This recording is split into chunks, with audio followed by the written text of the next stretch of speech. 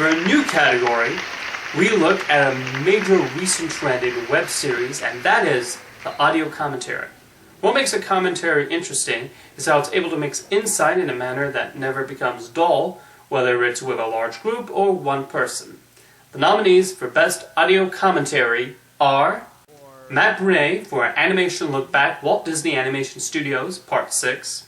It's kind of funny that, like, when you look at Disney and a little later on you'll see that sometimes I make Don Bluth look like a bad guy in this, and then if you look at my Animation Look Back Don Bluth, like, I make him as the hero and I make Disney as, like, the bad guy, you know? Mike Dunn, Sam Fleming, Morgan Ledger, Star, James Sullivan, and Dan Swallow for Vaulting, A Vaulting Christmas Carol.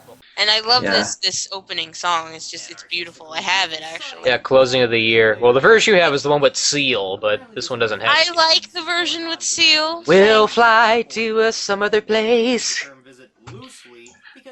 There was some reason for seeing that small little model of city just reminded me of a level from Bulletstorm for some reason. Kaylee Olinson and James Sullivan for Hymitude, From Pages to Pictures, The Chronicles of Narnia. And I remember I did a couple of different movies that he was in. I did My Best Friend's Wedding, and I even did, I loved doing Inspector Gadget. Because Stefan Ellison, or that Mr. Coat, he loves Inspector Gadget. Guilty pleasures, everybody has a few. Sam Fleming for South Jersey Sam, Top 13 Worst Songs. Just get the hell out of there. The way the group is singing is like listening to a But yeah, his song has decent moments, but has some terrible moments into it. This is, it's a good thing I mentioned this a while back. Oh God. Yeah, there's my reaction right there, just going, ugh. And Stefan Krozetz for Anime Analysis, Wizards. If you haven't noticed, I'm cutting down on any reference clips for jokes. I like to make my own comedy material now. Just a personal thing, really. I don't care if anyone else does. It's just my thing. I'm just rambling, which is, I guess, what a commentary is. And the best audio commentary goes to... Get it out there. Wow, that is a doozy.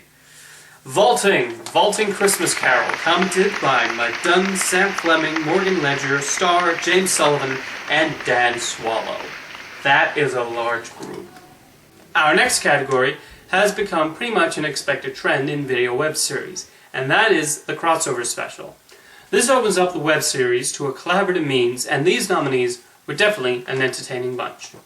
Sam Fleming, Morgan Ledger, and James Sullivan for Vaulting, Heartbeats. Hey, my jokes have so much hot air they could double as an alternative energy. My uncle's dying wish was to have me sitting on his lap. It was the electric chair.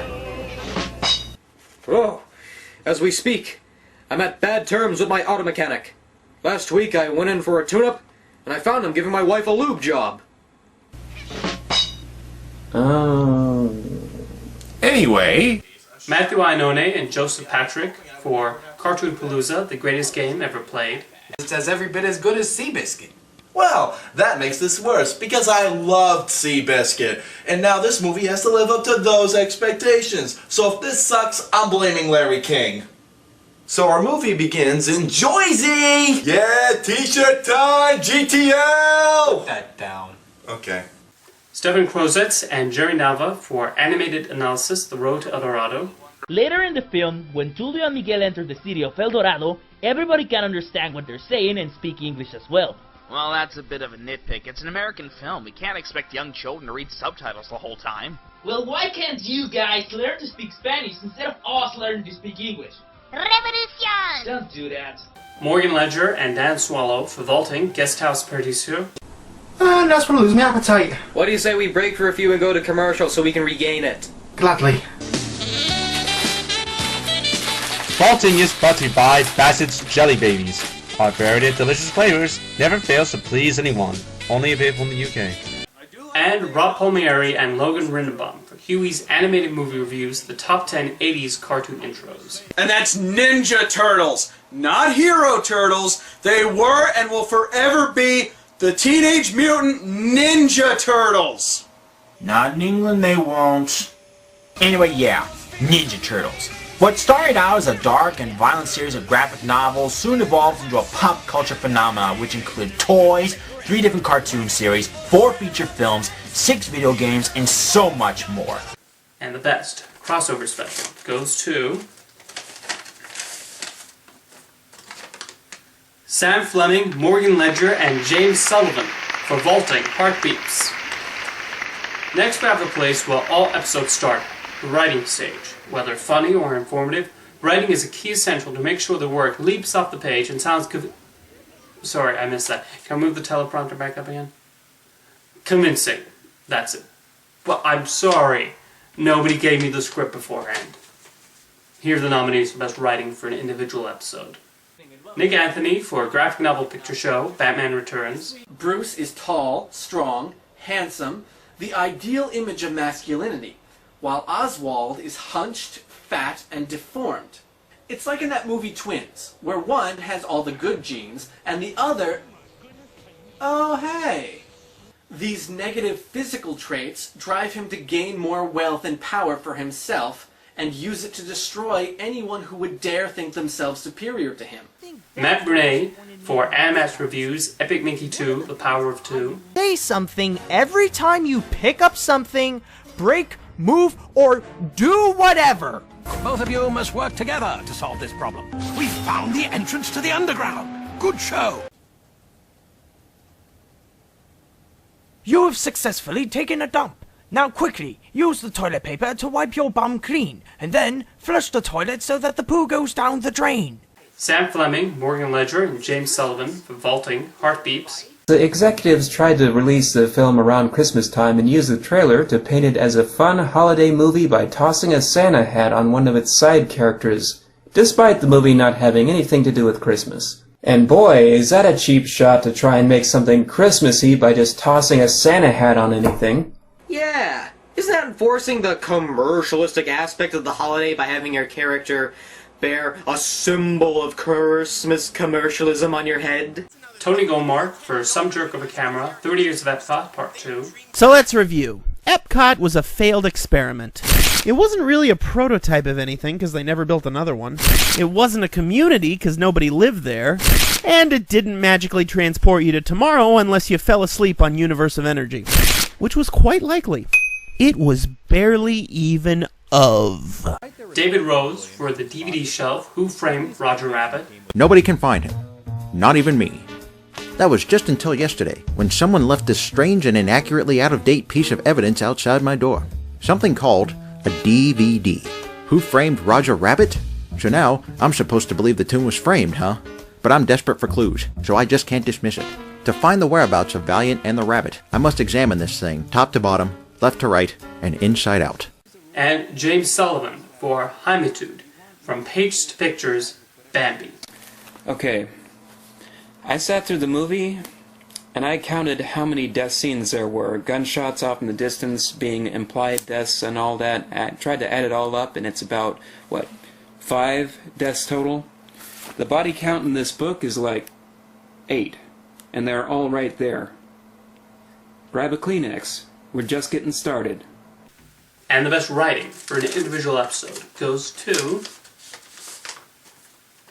David Rose for The DVD Shelf, Who Framed Roger Rabbit. There were so many good title cards this year, I actually had to split the category up in 2. The first is for comedic title cards, trying to make us laugh and can prove just as funny as the actual episode. So let's honor these talented artists now.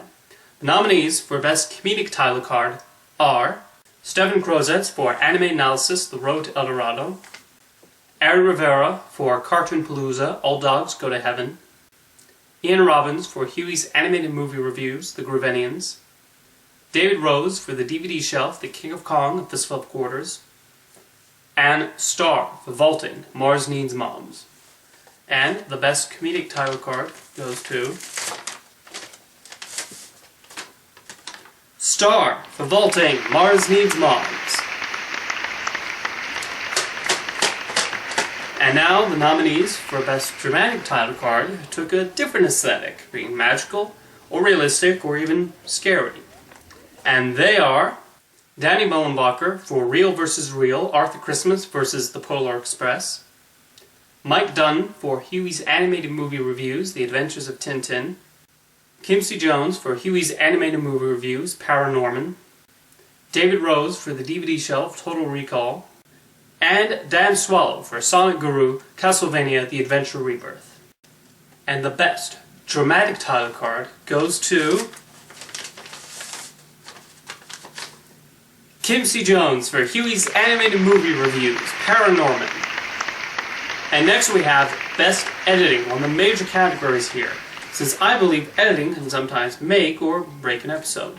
These nominees prove to be creative with their editing while also flowing well and keeping us invigorated through the entire running time, whether 5 minutes or 50. The nominees are Matt Bernay for Animation Look Back.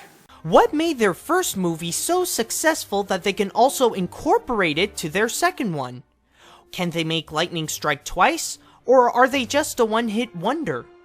These are the questions that haunted the studio when they started to make their second animated film, A Bug's Life. Tony Goldmark for Some Jerk with a Camera. But it was not to be. The place quite simply had too many fires to put out. It was too big, too bland, too boring, too corporate, no thrill rides, not enough stuff to do. This is the most boring place I've ever been to in my life. It certainly developed a cult fan base because, frankly, it was too unique not to, but to the general public, it really was Fantasia to Disneyland Snow White in the worst possible way. Stefan Krozetz for Animated Analysis. Well, that was surprisingly fun. So now what? Well, I guess you better start walking then. Or running. What are we running I don't know, from? better say I'm sorry. He's so racist. And not! David Rose for The DVD Shelf. We'll take a fine-tooth comb to Who Framed Roger Rabbit and delve into every nook, every cranny, and everything in between. Aye, aye, sir. Okie dokie. Then I'll give my own thoughts on the film before covering this impressive 2-disc DVD set that every animation fan, hell, every movie fan should have on their shelf. Then, as always, I'll give my final recommendation based on this rating scale, which ranges from just download it all the way up to must own. And James Sullivan for Hymitude. And the American Film Institute has named Man as its number 20 villain of all time, beating out Freddy Krueger and the Terminator. That's only part of this film's legacy, because thanks to good old Uncle Walt's marketing team, chances are good that you, your parents, and your grandparents know this movie pretty well. Now, the Disney company, God love 'em, has a stranglehold on the image of this story. Nobody seems to know the story of the book that it came from. Some people don't even know that it came from a book. And the best editing goes to James Sullivan for Hymitude.